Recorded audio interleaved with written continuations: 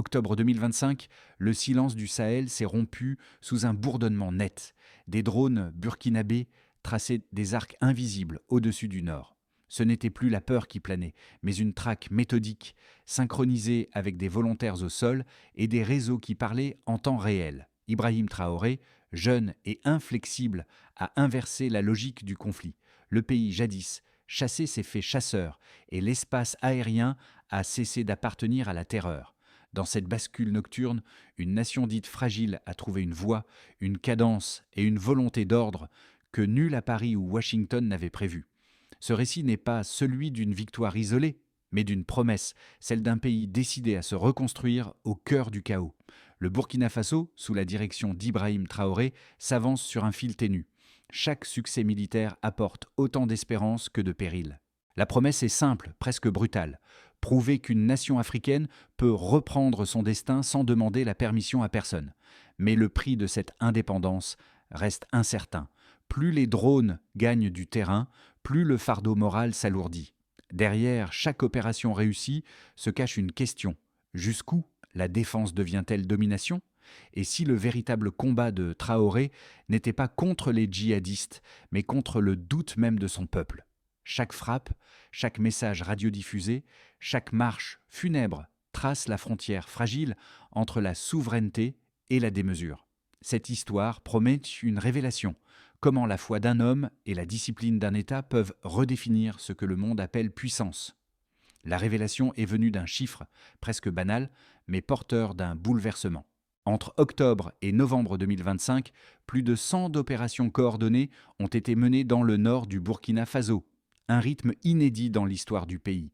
Ce n'était plus une armée réactive, mais un organisme vivant, branché sur le terrain, respirant au rythme des volontaires civils. Sous la direction d'Ibrahim Traoré, le commandement a fusionné technologie et instinct, transformant la peur en méthode. Les bases de cette mutation étaient déjà là, des années d'humiliation, des villages rayés de la carte, des promesses de soutien international jamais tenues. Quand les premiers drones TB2 ont sillonné le ciel au-dessus de Djibo, Borzanga ou Yamba, ce n'était pas un simple changement tactique. C'était une proclamation silencieuse. Le pays n'attendrait plus d'être sauvé.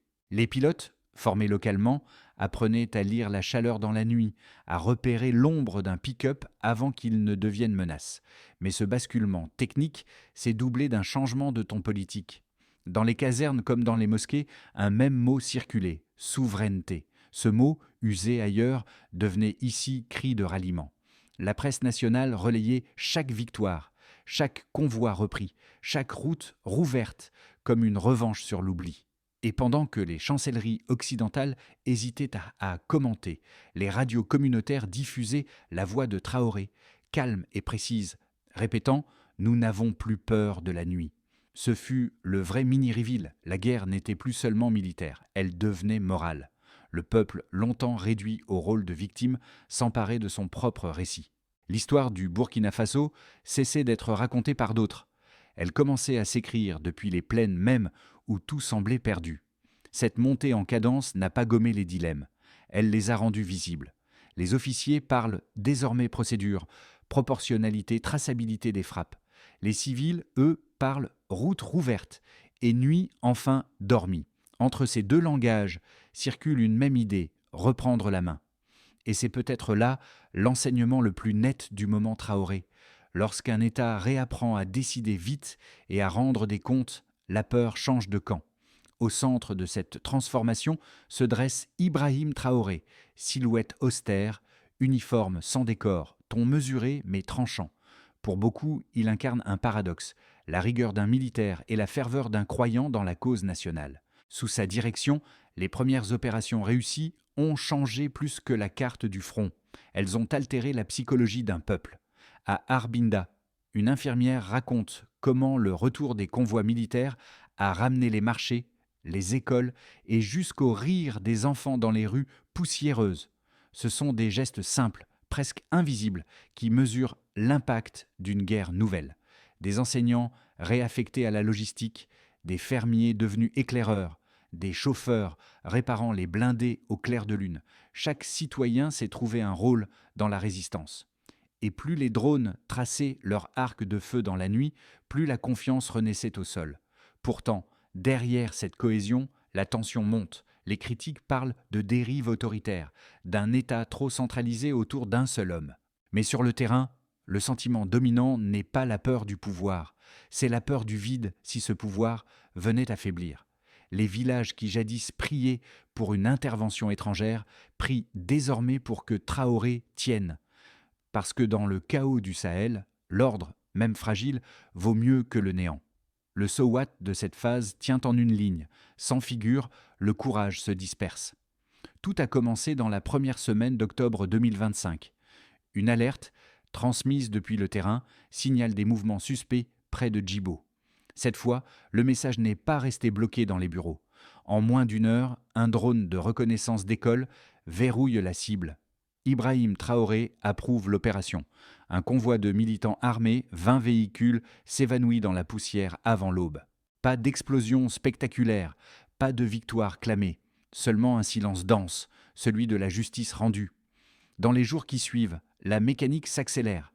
Le 8 octobre, au nord de Borzanga, une cellule spécialisée dans les attaques par drone est éliminée avant le coucher du soleil. Le 15, un dépôt d'armes est découvert à Djibo. Les soldats interviennent sans tir inutile. Puis vient la nuit du 25 octobre, celle qu'on appellera l'éveil. Les caméras thermiques captent des signatures de chaleur dans une vallée isolée de Yamba. 2 drones TB2 corrigent leur trajectoire. Quelques secondes plus tard, les collines s'embrasent. Les combattants dormaient encore. Ce fut la première victoire complète, sans perte civile ni panique, preuve que la coordination fonctionnait enfin. À mesure que les semaines passent, la dynamique change d'échelle. Entre octobre et novembre, plus d'une centaine d'opérations s'enchaînent, appuyées par des volontaires civils appelés VDP. Chaque mission est reliée à une base de données centralisée. Les retours terrain sont traités en temps réel. Un modèle inédit pour une armée africaine isolée de l'aide étrangère.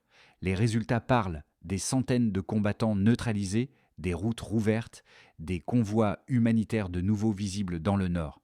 Pour la première fois, les habitants de Djibo peuvent dormir sans guetter le bruit d'un moteur inconnu. Les marchés reprennent, les enfants vont à l'école sous escorte militaire. Les visages changent, la résignation laisse place à une forme de fierté. Traoré visite les garnisons, serre des mains calleuses, partage le même repas sous les tentes. Le message est clair, la victoire ne vient pas d'en haut, mais d'à côté. Mais la guerre ne se laisse pas dompter sans prix. Chaque frappe soulève la question de la limite morale. Jusqu'où un État peut-il aller pour survivre ? Le gouvernement assure que les règles d'engagement sont strictes, que les civils sont épargnés. Pourtant, des voix s'élèvent à l'étranger, dénonçant un silence médiatique sur les pertes. Traoré répond sèchement « Mieux vaut des drones au ciel qu'un ennemi dans les villages ». C'est là que le récit atteint son point de tension. Une nation jadis suppliciée prend goût à la force, et le monde observe sans oser juger. Car au Sahel, il n'y a pas de spectateurs innocents, seulement ceux qui tiennent encore debout. Au fil de novembre, l'appareil s'affine encore. Des centres régionaux rapprochent le commandement du front, des dépôts sont enterrés pour échapper au sabotage, et les transmissions passent par des relais redondants. Les VDP signalent, les unités régulières confirment, les drones tranchent, puis l'infanterie sécurise. Cette grammaire en 4 temps se répète, jusqu'à épuiser la mobilité adverse. De l'extérieur, on y voit un durcissement. De l'intérieur, on y voit un rapatriement de souveraineté. Chaque opération doit être courte, lisible, reproductible, sinon elle n'enseigne rien. Et plus l'algorithme opérationnel se stabilise, plus l'ennemi fragmenté se retrouve condamné à l'improvisation défensive. Le tournant stratégique du Burkina Faso ne repose pas sur des slogans, mais sur des chiffres. La comparaison baseline, Delta montre un écart saisissant. Entre 2024 et fin 2025, le nombre d'attaques recensées dans le nord du pays a chuté de 62%, tandis que les opérations préventives ont augmenté de près de 80%. Cette bascule s'explique par l'intégration systématique des données de terrain, un réseau de communication militaire désormais opérationnel à 97% de couverture nationale. Chaque chiffre, derrière sa froideur, révèle une mutation de culture. Avant Ibrahim Traoré, la logistique reposait encore sur des transmissions analogiques, lentes et fragmentées. Aujourd'hui, les VDP et les unités régulières échangent en direct via des terminaux cryptés, synchronisant frappe et secours. Une coordination qui a réduit le temps de réponse moyen de 48 heures à moins de 12 minutes. Ce delta technique a sauvé des centaines de civils et consolidé la confiance d'un peuple longtemps abandonné. L'effort économique est tout aussi spectaculaire. Près de 28% du budget national est désormais consacré à la défense et à la sécurité, un record absolu dans l'histoire du pays. Ce choix a coûté cher. Des hôpitaux en sous-effectif, des écoles transformées en dépôts logistiques. Mais aux yeux du gouvernement, la sécurité est la condition préalable à tout développement. Les données recueillies par le ministère de la Défense indiquent aussi un effet d'entraînement social. En un an, plus de 120 000 volontaires ont été enregistrés pour soutenir les opérations, une hausse de 35% par rapport à 2024. Chaque contribution, qu'elle soit en argent, en denrées, cris ou en carburant, est comptabilisée dans le fonds patriotique de soutien. En juillet 2025, ce fonds atteignait déjà les 100 milliards de francs CFA, sans dépendre d'un seul bailleur étranger. Ces indicateurs dressent le portrait d'une nation en surchauffe mais cohérente. Les analystes régionaux parlent d'un effet Traoré, une corrélation directe entre le leadership du chef d'État et la performance des institutions. Ce n'est pas seulement une question de tactique, mais de psychologie collective. L'idée que la survie peut être organisée, mesurée, rationalisée. Et dans cette rationalité nouvelle, le pays trouve une forme de fierté. Cependant, ces progrès mesurables s'accompagnent de signaux d'alerte. Les stocks alimentaires baissent de 12%, les coûts du transport augmentent de 18% et les ONG évoquent un risque de famine locale d'ici mi-2026. Les autorités promettent un rééquilibrage dès que les zones rouges seront totalement sécurisées. Mais la réalité reste brute. Chaque pourcentage de sécurité gagné se paie en sacrifice social. La question désormais est de savoir combien de temps un pays peut soutenir cet équilibre précaire sans s'effondrer sous le poids de son propre effort. Du côté de l'Alliance sociale, les radios nationales et locales publient des bilans hebdomadaires et des cellules universitaires aident à analyser les images et à traduire des interceptions. Cette mobilisation cognitive compte autant que l'acier. Elle réduit l'incertitude, accélère l'apprentissage et bloque la propagande adverse. Reste à délaminer les effets secondaires, compenser la hausse des prix, rouvrir des classes, réhabiliter des dispensaires. C'est là que l'équation se jouera pour Ibrahim Traoré. Convertir des gains tactiques en confiance durable, sans défaire l'économie qui les rend possibles. Les détracteurs d'Ibrahim Traoré soutiennent que ce modèle de résistance, fondé sur l'autonomie totale, n'est pas durable. Selon eux, la militarisation du quotidien mine lentement la société. Les écoles fermées, les journalistes surveillés, la jeunesse happée par le culte de la guerre. Ils rappellent qu'aucune victoire durable ne peut naître d'une économie saignée par l'effort militaire, et que la ligne entre défense et domination s'efface vite. Pour ces observateurs, le Burkina Faso risque de remplacer une dépendance étrangère par une dépendance intérieure, celle du pouvoir concentré. Mais les défenseurs de la trajectoire actuelle opposent un argument plus simple, presque instinctif. Quand une nation a frôlé l'effacement, elle n'a pas le luxe du confort moral. Ils affirment que les critiques venues d'Europe ou des ONG occidentales ignorent la réalité du terrain, la peur quotidienne, les villages rasés, l'attente d'un secours qui ne vient jamais. Il rappelle qu'avant 2025, les rapports internationaux parlaient du Burkina Faso comme d'un État fantôme. Aujourd'hui, ce fantôme parle, agit, décide. Et s'il faut du faire pour y parvenir, alors, disent-ils, mieux vaut un État dur qu'un État mort. Les chiffres leur donnent en partie raison. La criminalité rurale a chuté de moitié, le trafic d'armes de 40%, et plus de 200 localités ont retrouvé une administration fonctionnelle. Pour beaucoup, ces gains concrets valent plus que les reproches diplomatiques. La vérité se situe peut-être entre les deux pôles. Un État qui se reconstruit doit forcément se durcir, mais un pouvoir qui se durcit trop oublie pourquoi il s'est levé. Et c'est là le dilemme du moment. Comment maintenir la cohésion sans glisser vers la coercition ? La force du projet Traoré réside dans son ancrage populaire, sa fragilité dans l'absence d'équilibre institutionnel. Reste une certitude pragmatique, nul ne gagnera ce conflit sans institutions capables d'absorber la violence et de la désarmer ensuite. Les partisans d'Ibrahim Traoré assurent qu'un calendrier politique reviendra avec la sécurité. Ces critiques exigent l'inverse. Entre ces deux injonctions, l'État marche sur une arête. Tant que les villages respirent, la ligne tient. Si elle casse, tout le reste s'effondre. Une phrase ouvre la scène. Le ciel n'appartient plus à la peur. En 2025, cette formule est devenue un slogan discret, écrit sur les murs de Wahigouya et de Kaya, symbole d'une transition mentale plus que militaire. À mi-chemin du conflit, Ibrahim Traoré comprend que la guerre n'est plus seulement une affaire de drones ou de cartes. Elle se joue désormais dans les esprits, convaincre le peuple qu'il peut gagner, même sans l'appui du monde. Le midpoint du récit n'est donc pas une bataille, mais un basculement psychologique. Les radios locales diffusent des chansons patriotiques. Les mères des soldats lisent leurs lettres à l'antenne et le ton du pays change, moins plaintif, plus affirmé. La stratégie militaire se double d'une stratégie d'identité, transformer la survie en fierté. C'est à ce moment-là que le monde extérieur commence à s'inquiéter. Et si ce modèle d'endurance devenait contagieux? Le Burkina Faso, longtemps réduit à une note de bas de page dans les rapports onusiens, se découvre acteur d'une histoire que d'autres n'ont plus le contrôle de raconter. Les effets de la transformation se mesurent d'abord sur le terrain, dans la poussière et le quotidien. Pour les populations civiles, la différence est tangible. Des routes rouvertes, des dispensaires réhabilités, des marchés de nouveau animés.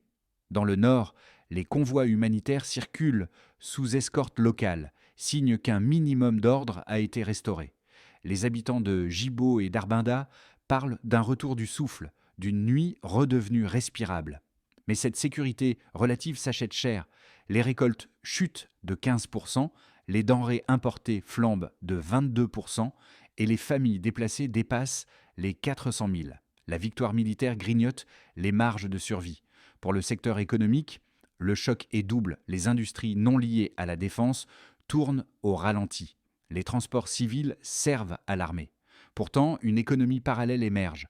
Maintenance des drones, cybersurveillance, logistique décentralisée. Une génération de jeunes ingénieurs et de techniciens trouve sa place dans cette guerre technologique. Les universités adaptent leur cursus et certains parlent déjà d'une économie de souveraineté. Du côté du pouvoir politique, la consolidation est nette. Le gouvernement de transition, dirigé par Ibrahim Traoré, a dissous la commission électorale, repoussant les scrutins sous prétexte d'urgence sécuritaire. Les chancelleries occidentales dénoncent une dérive autoritaire, mais sur place, la population reste majoritairement indifférente. L'attente d'une élection paraît lointaine face à l'urgence de vivre. Traoré répète souvent « On n'organise pas de vote dans une maison qui brûle ». Cette phrase, martelée à la radio nationale, résume la philosophie du moment. D'abord la survie, ensuite la forme. Pour le monde diplomatique, le paradoxe est inconfortable. D'un côté, le Burkina Faso incarne la réussite inattendue d'une guerre locale menée sans appui étranger. De l'autre, il bouscule l'ordre établi, prouvant qu'un pays pauvre peut défier la dépendance géopolitique. Les analystes parlent d'un précédent dangereux. Si le modèle Traoré inspire le Mali ou le Niger, c'est tout l'équilibre sahélien et par extension européen qui se recompose. Enfin, pour le plan humain, le changement le plus profond reste moral. Des familles dispersées se reforment, des enfants reviennent à l'école, mais aussi des soldats tombent chaque semaine. Le deuil est devenu rituel national, partagé sur les ondes, accompagné d'un respect presque sacré pour ceux qui tiennent la ligne. La société tout entière vit au rythme de la guerre, oscillant entre fatigue et fierté. Dans les rues de Ouagadougou, des portraits d'Ibrahim Traoré s'accrochent aux façades comme des promesses silencieuses, tenir jusqu'à ce que le ciel se taise enfin. Pour les partenaires régionaux, ces évolutions créent un effet de bord, coordination accélérée des frontières, échange de renseignements plus fluides et interopérabilité tactique naissante. Au cœur de cette dynamique, Ibrahim Traoré sert d'aimant politique, catalysant un réflexe de solidarité sahélienne qui, s'il se structure, pourrait verrouiller durablement les arrières du pays. À la fin de 2025, 3 trajectoires se dessinent pour le Burkina Faso. Le scénario de base mise sur la stabilisation lente, maintien de la pression militaire, ouverture graduelle de certaines zones rouges à l'administration civile et un retour partiel de l'aide humanitaire sous supervision locale. Ce scénario suppose que les alliances régionales, avec le Mali et le Niger, restent cohérentes et que le front interne ne s'effrite pas. Dans cette version prudente, Ibrahim Traoré conserve le pouvoir jusqu'à la mi-2026 avant d'amorcer une transition politique contrôlée. Le scénario optimiste évoque une consolidation spectaculaire. Les 3 pays de l'Alliance du Sahel unifient leur structure de renseignement et créent un commandement commun de sécurité. Les routes commerciales se rouvrent, les recettes minières remontent de 25% et les premiers investissements africains, hors Occident, apparaissent. Dans ce cas, le pays entrerait dans une phase de reconstruction nationale financée de l'intérieur. Mais ce scénario exige un équilibre délicat. Que la ferveur populaire ne se transforme pas en culte du chef et que le pragmatisme économique tempère l'idéologie de résistance. Le scénario pessimiste, lui, reste celui que les observateurs craignent le plus. Un épuisement logistique, une inflation incontrôlée et la reprise des attaques pourraient renverser la dynamique actuelle. Dans ce cas, l'appareil militaire surchargé se fragmenterait et les civils perdraient confiance. L'État, trop centralisé, s'effondrerait sous son propre poids. Les partenaires étrangers, hésitant à revenir, laisseraient un vide propice au retour du chaos. Entre ces 3 chemins, la marge est mince. Le gouvernement dit préparer un plan de contingence, diversification des revenus, réhabilitation agricole et création d'une force civile de reconstruction. Mais dans le climat actuel, les prévisions tiennent autant du pari que de la planification. Si le pays parvient à survivre à son propre effort, il deviendra un précédent continental. Sinon, il restera une leçon sur les limites de la volonté. Quel que soit le chemin, une discipline s'impose, décidée avec des horizons glissants, testée à petite échelle, mesurée, itérée. Les stratèges parlent d'un triangle de survie, logistique, légitimité, apprentissage, où Ibrahim Traoré devra équilibrer chaque sommet sans sacrifier les 2 autres. Si ce triangle tient, la trajectoire bascule vers la stabilisation. S'il casse, tout redevient provisoire. Derrière les chiffres et les cartes, il reste des visages. Celui d'une mère de Djibo qui dit craindre le silence plus que les drones, parce qu'il annonçait jadis la mort. Celui d'un enseignant de Kaya, revenu après 2 ans d'exil, qui explique à ses élèves que tenir un livre, c'est déjà une forme de résistance. Et celui des jeunes volontaires de Ouagadougou, qui réparent ça les caméras thermiques dans des ateliers improvisés, convaincus que leur patience vaut autant qu'une arme. Ibrahim Traoré, conscient de cette énergie diffuse, parle souvent de guerre partagée. Chaque citoyen, dit-il, doit sentir qu'il a une part dans la survie du pays. Cette rhétorique, loin d'être abstraite, s'incarne dans des gestes, un chauffeur de taxi donnant un plein de carburant à un convoi, une infirmière partageant ses gants stériles, un étudiant traduisant les communiqués pour les villages isolés. C'est une mobilisation morale autant que matérielle. Mais cette ferveur populaire s'accompagne d'un épuisement palpable. La peur du retour des violences, l'absence de perspectives politiques claires et la fatigue des familles séparées érodent lentement la foi collective. Les radios nationales diffusent des chants patriotiques, mais les conversations dans les marchés tournent souvent autour d'une même question. Combien de temps encore ? Et c'est là que le discours de Traoré prend une tonalité presque intime. Il ne promet ni paix rapide, ni prospérité immédiate, seulement la dignité de ne plus se soumettre.